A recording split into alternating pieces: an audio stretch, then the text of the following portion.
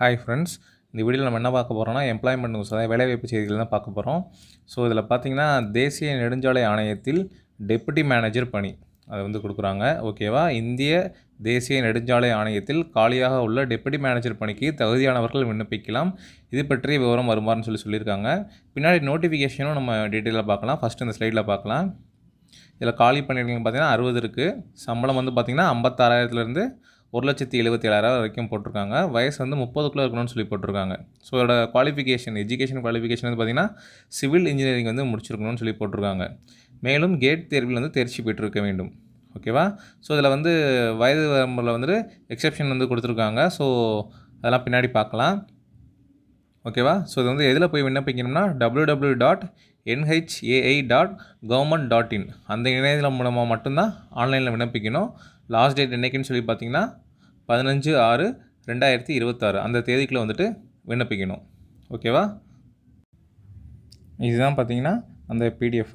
அந்த வெப்சைட்டில் போனீங்க அந்த மாதிரி நோட்டிஃபிகேஷன் இருக்கும். இப்போ நோட்டிஃபிகேஷன் வந்து பார்த்திங்கன்னா சொன்ன மாதிரி 7th பே கமிஷன் படி சேலரி 56,100லேருந்து 1,77,500 வரைக்கும், மொத்தம் 60 வேக்கன்சி. ஓகேவா? அதில் யூஆர்னா அன்ரிசர்வ்டு வேக்கன்சி 26, எஸ்சியில் வந்துட்டு 9 வேக்கன்சி, எஸ்டியில் வந்து 4, ஓபிசியில் வந்து 16, இடபிள்யூஎஸில் வந்துட்டு 5, மொத்தம் 60 வேக்கன்சி வந்து கொடுத்துருக்காங்க. ஓகேவா? அதுக்குள்ளே வந்து உள் இடஒதுக்கீடு அது வந்து எத்தனை வேக்கன்சின்னு சொல்லி பாக்ஸில் காமிச்சிருக்காங்க. அடுத்து பாருங்கள்.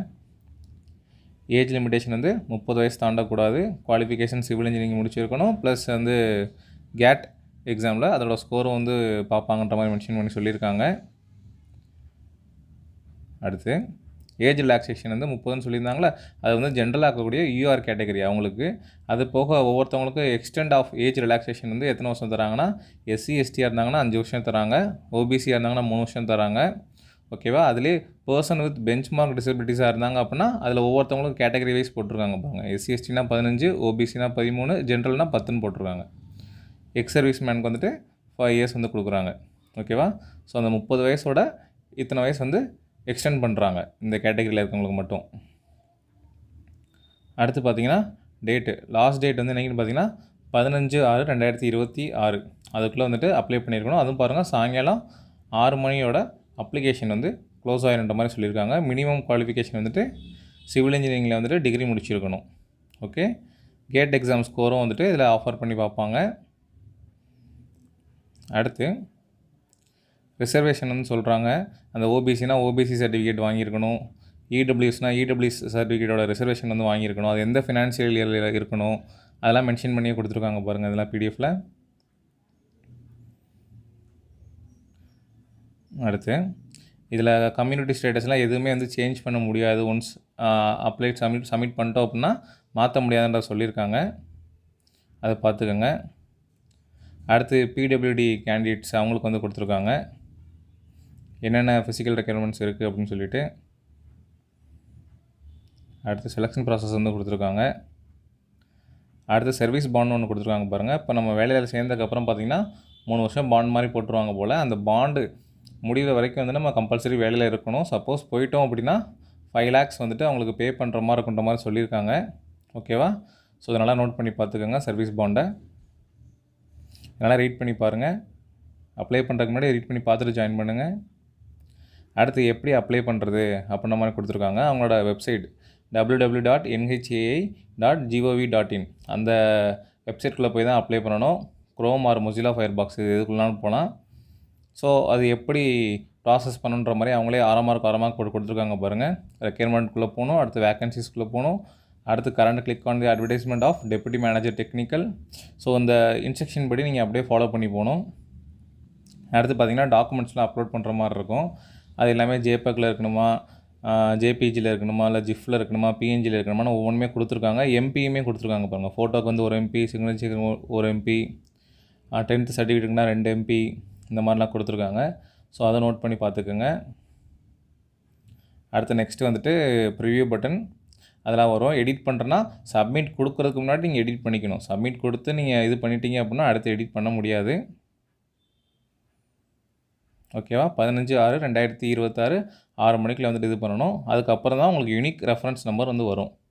ஓகேவா? அப்ளிகேஷன் அக்னாலஜ்மெண்ட்டில் வந்து வரும். அடுத்து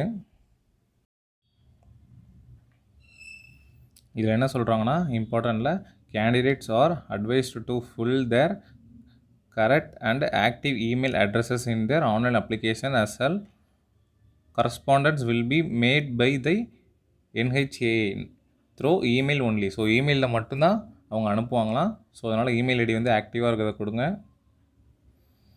அடுத்து கீழே ஒரு நோட் கொடுத்துருக்காங்க பாரு, the candidates are advised to submit their online requirement application well in advance without waiting for the closing date. Closing டேட்டுக்கு முன்னாடி வந்துட்டு அப்ளை பண்ண சொல்கிறாங்க. ஓகேவா? அடுத்து பார்த்தீங்கன்னா அந்த எஸ்சி எஸ்டி உமன்ஸ் அவங்களுக்குலாம் வந்துட்டு என்னென்ன என்கரேஜ் பண்ணுறாங்க அப்ளை பண்ணுறதுக்கு, அவங்களாம் அந்த ஃபீஸ் இல்லாமல் பண்ணுற மாதிரி இருக்குது. ஸோ அதெல்லாம் வந்து சொல்கிறாங்க.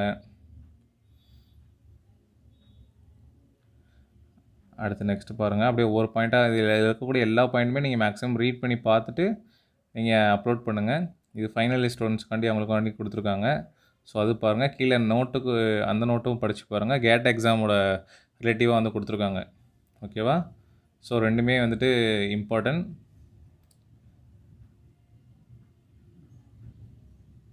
அடுத்து லாஸ்ட் பாயிண்ட் பாருங்கள், in case of any technical issue while filling up the online application form the application may contact to IT development team.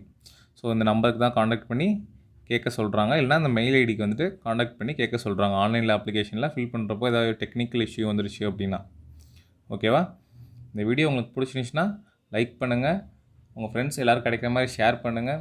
இனிமேல் நம்ம யூடியூப் சேனலில் இந்த மாதிரி எம்ப்ளாய்மெண்ட் நியூஸ் எல்லாமே வந்துட்டு அப்டேட் பண்ணிகிட்டே இருப்போம். State wise news, teachers recruitment, இல்லை ஆஃபீஸ் ரெக்யர்மெண்ட்டு, இந்த மாதிரி எந்த ரெக்யர்மெண்ட் வந்தாலும் சரி, டிஎன்பிசி ரெக்யர்மெண்ட், யூபிஎஸ்சி ரெக்யர்மெண்ட், எந்த எக்ஸாம் ரிலேட்டடாக இல்லை எக்ஸாம் இல்லாமல் ரிலேட்டடாக எது வந்தாலும் அப்டேட் பண்ணுவோம்.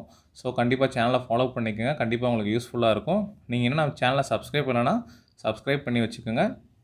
Okay, thank you.